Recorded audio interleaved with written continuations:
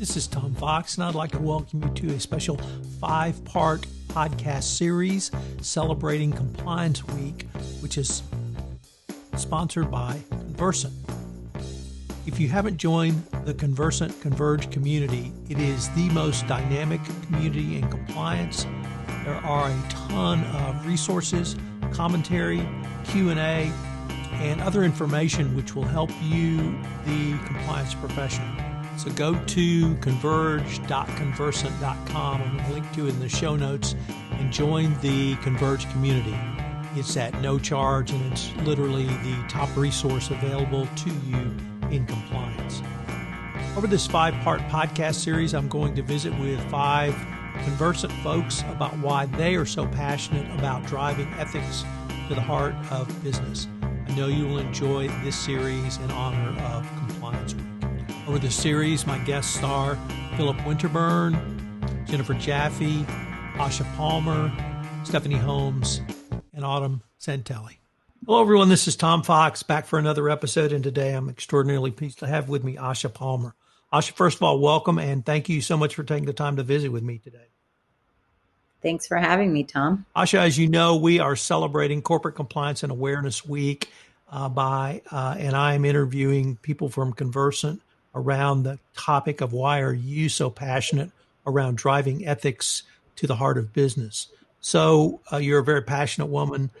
We have seen that during your time. We've worked together at Conversant, and I really wanted to pose that question to you. So what drives your passion around ethics and compliance?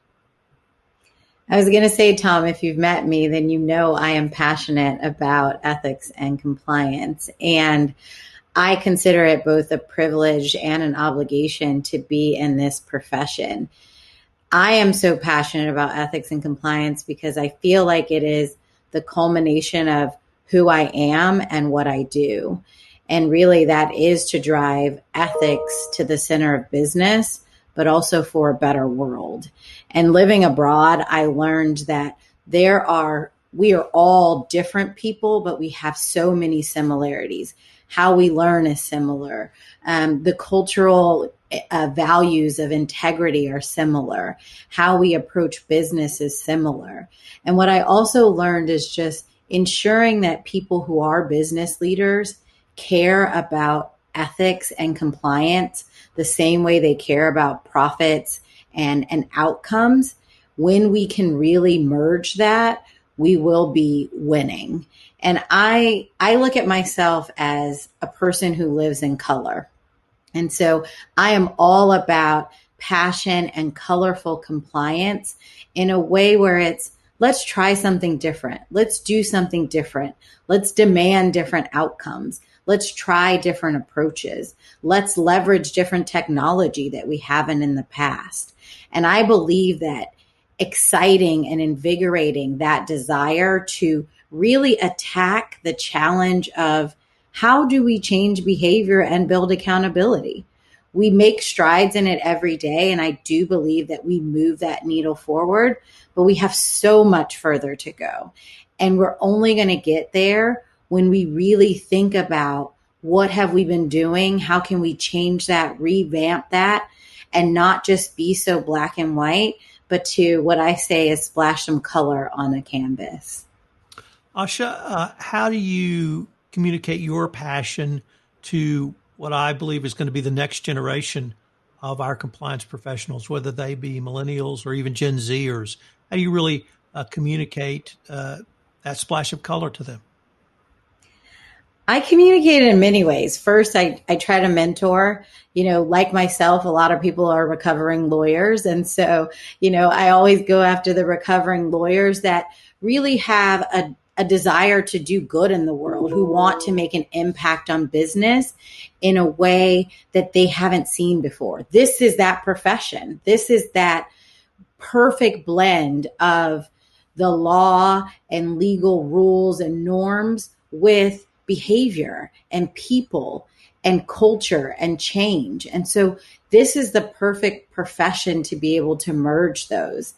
I also feel like during Converge and our whole Converge ecosystem, it's all about making sure we attract and message for Gen Z who is our workforce. And so really adapting, again, the behaviors that we used to do, meeting Gen Z where they are, but also including Gen Z in the conversation is, to me, how my passion continues and grows in ways beyond me. Asha, you mentioned that you have lived abroad outside of the United States, and I was wondering, while you lived abroad, did you see the same sort of passion that you and I see inside the United States from peoples who really wanted to fight the worldwide scourge of bribery and corruption? I would say that the passion is building, right? For passion to occur, the first thing is an understanding of what drives the passion. And so living abroad, I would say we're still in the beginning stages of why should we care so much about bribery and corruption? What are its impacts? What are its effects? Where does it manifest itself? How does it surface? From whom? And it's still very much in that education stage of this is what we should care about, for it to move into the next phase, which is this is what we're going to do about it. And so the passion is building for sure. And as we continue to educate and as we continue to build stronger ethics and compliance programs within organization, that passion is just increasing.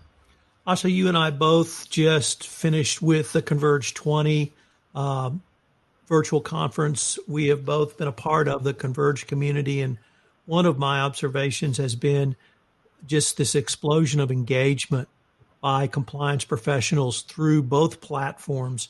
Is that something that we can take and build on to drive the message of putting ethics at the heart of business to other business leaders?